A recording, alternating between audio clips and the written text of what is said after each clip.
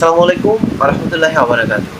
দেখেন আপনারা দেখতে পাচ্ছেন, দেখেন যে এখানে তারা শিক্ষার্থীদের উপর, দাবি শিক্ষার্থী যারা আছে এখানে, দেখেন আমাদের যে বোনদের উপর কি পরিমাণ অত্যাচার করতেছে। আসলে এগুলা চোখের সামনে যখন মাঝে, মাঝে আসে ভিডিওগুলা যখন দেখি, কারণ এখন তো ফেসবুকে ঢুকাই যাচ্ছে না, ইউটিউবে ঢুকাই যাচ্ছে না।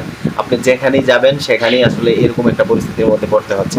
যে আমাদের শিক্ষার্থী বলে দেখেন আসলে মানে কি পরিমাণ যে তারা অ্যা এখানে নির্যাতন করতেছে। আমরা শুনেছি যে মহিলাদের উপর কোনো পুরুষ সরাসরি হাত তুলতে পারবে না।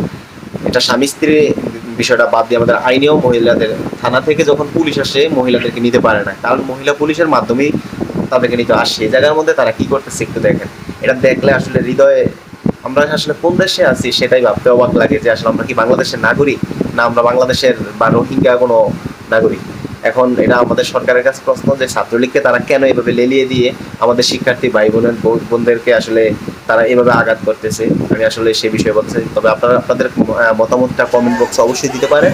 তার কারণ হচ্ছে আপনার যে মতামতটা থাকে সেটা আপনি লিখলে আর অন্য একজন দেখতে পারবে। তার ভিতরে ওই ধরনের কোনো একটা স্পৃহা কাজ করবে যেটা হচ্ছে অ্যা অ্যা মানব মানবপ্রেম।